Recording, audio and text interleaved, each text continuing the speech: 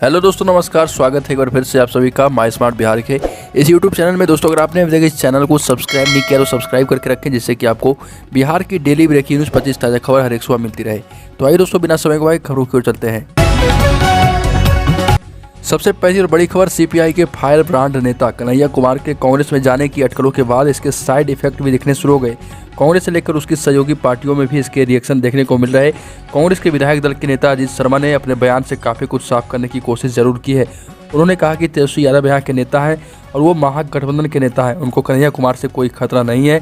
बिहार में मुख्यमंत्री के बाद तेजस्वी ही नेता प्रतिपक्ष हैं और दोनों की कोई तुलना नहीं है। वहीं कन्हैया को लेकर उनकी सहयोगी पार्टी आरजेडी में खासी प्रतिक्रिया है। हालांकि आरजेडी के नेता खुलकर कन्हैया के कांग्रेस में जाने का विरोध नहीं कर रहे। अगली खबर, गया के गुरुआ प्रखंड के रामा बिघा की एक बेटी के साथ दिल दहलाने वाली घटना हुई है और बाइक सवार युवक ने भरोसे में लेकर 18 वर्ष की एक लड़की के साथ न सिर्फ दुष्कर्म किया बल्कि उसकी हत्या कर डेड बॉडी देर रात उसके घर के बाहर फेंक कर फरार हो गया। रात में किसी तरह से मामला दबा रहा, लेकिन सुबह होते ही यह तूल पकड़ने लगा। हरकत में आई गुरुआ पुलिस ने शक के आधार पर 5 लड़कों को हिरासत में लिया है, पूछताछ की जा रही है। हालांकि एसएसपी कुमार का कहना है कि मामले की जांच चल रही है और यह मामला गैंगरेप से जुड़ा नहीं है। अगली खबर, पूर्वी चंपारण के घोड़ा सहन थाना क्षेत्र में 5 बच्चों के पिता ने पड़ोस में रहने वाली 7 साल की बच्ची के साथ रेप किया और उसकी हत्या कर दी। रोजाना की तरह बच्ची आरोपी के घर टीवी देखने गई थी। इसी दौरान बिजली गुल हो गई और आरोपी बच्ची को लेकर घर से बाहर निकल गया। इसके बाद आरोपी ने घटना को अंजाम दिया और बच्ची के शव को एक झोपड़ी में बांस पर लटका दिया। घटना के बाद से आरोपी फरार है। अगली खबर, व्यवहार न्यायालय रोसड़ा के एडीजे प्रथम कोर्ट ने विकास रंजन हत्याकांड में लगभग 13 साल बाद फैसला सुनाया। इस दौरान एडीजे राजीव रंजन सहाय ने 13 लोगों को दोषी करार दिया है। सभी को हत्या की धारा 302, 34 आईपीसी 120 बी और 57-27 आर्म्स एक्ट की धारा में आजीवन कारावास की सजा सुनाई गई। बीते 15 सितंबर को ही कोर्ट ने सभी 14 आरोपी को दोषी पाया था। दोषी करार दिए जाने के बाद उपस्थित 13 लोगों को न्यायिक हिरासत में लेकर जेल भेज दिया गया है। अगली खबर, पंचायत चुनाव 2021 में एनआईसी के सॉफ्टवेयर से ड्यूटी लग रही। मतदान से लेकर मतगणना तक ड्यूटी लगी है। मतगणना और मतदान के लिए कर्मियों का द्वितीय रेंडमाइजेशन किया गया। जिला निर्वाचन पदाधिकारी और प्रेक्षक की उपस्थिति में एनआईसी के सॉफ्टवेयर से रेंडमाइजेशन का काम किया गया। मतदान के काम में लगाए गए कर्मियों को मतगणना के काम से अलग रखा गया। अगली खबर, आरजेडी के 2 दिवसीय नेताओं कार्यकर्ताओं को राष्ट्रीय अध्यक्ष लालू प्रसाद यादव ने वर्चुअल तरीके से संबोधित किया और अपने खास अंदाज में बोलते हुए लालू ने कहा कि सभी कार्यकर्ताओं को अपने घर पर हरा झंडा यानी राजद का निशान लगाने और हरी टोपी पहनने को कहा, ताकि सभी उनको दूर से ही पहचान सकें। लालू ने आरक्षण पर लगी 50% की सीलिंग को भी तोड़ देने की वकालत की और कहा कि बाबा साहेब के संविधान में हमें जनसंख्या के आधार पर आरक्षण देना था और कई दशकों से जातिगत जनगणना नहीं हुई। अगर जाति के आधार पर जनसंख्या गिनी जाए तो SC ST और पिछड़ों सभी की जनसंख्या बढ़ेगी और सबको उसी के आधार पर आरक्षण भी देना चाहिए। अगली खबर, बिहार के 32 जिलों में पिछले 24 घंटे में एक भी बूंद बारिश नहीं हुई। इस दौरान 6 जिलों में बारिश हुई है, लेकिन वह भी रिकॉर्ड में से काफ़ी कम है। उनकी स्थिति से मौसम विभाग का पूर्वानुमान भी सही नहीं हो रहा। हालांकि मौसम विभाग का कहना है कि 22 सितंबर तक बिहार में कुल 964 mm बारिश होनी चाहिए थी, जबकि 1018 mm बारिश हुई, जो कि 6% अधिक है।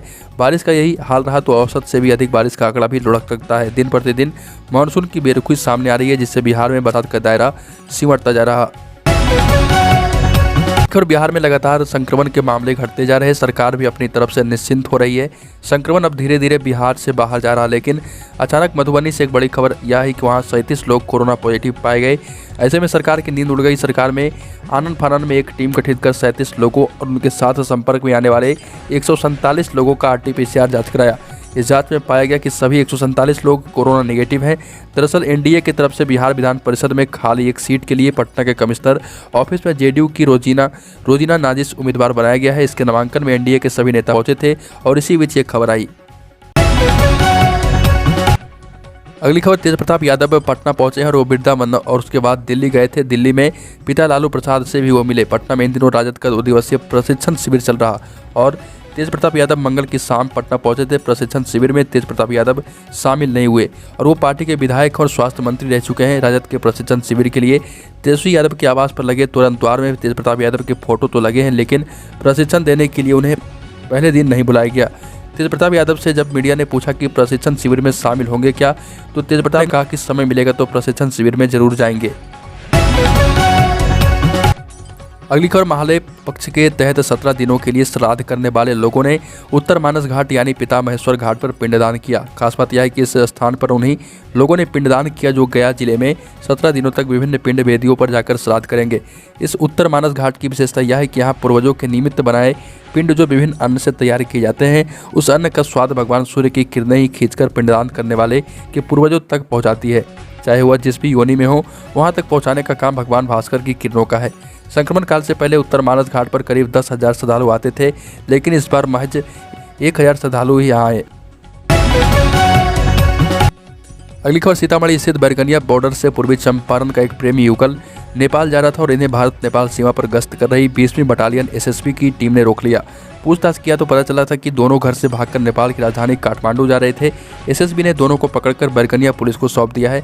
मिली जानकारी के अनुसार दोपहर एक प्रेमी युगल भारत की सीमा पार कर नेपाल जा रहे थे। इस दौरान एसएसबी की टीम इंडो नेपाल सीमा पर गश्त कर रही थी और दोनों को देखकर जवानों को संदेह हुआ तो रोककर पूछताछ करने लगे। इस दौरान पता चला कि दोनों पूर्वी चंपारण जिले के चिरैया के रहने वाले हैं।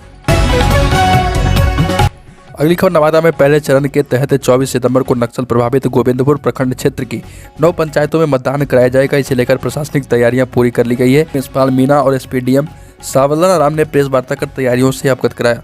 डीएम ने कहा कि विधानसभा चुनाव की तर्ज पर मतदान कराने की व्यवस्था की गई है और सुरक्षा को लेकर पूरी व्यवस्था की गई है।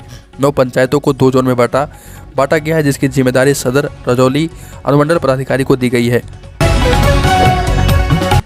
तो दोस्तों, बिहार की खबरों में अभी के लिए इतना ही। अगर आपने अभी तक इस चैनल को सब्सक्राइब नहीं किया तो सब्सक्राइब कर लें, जिससे कि आपको बिहार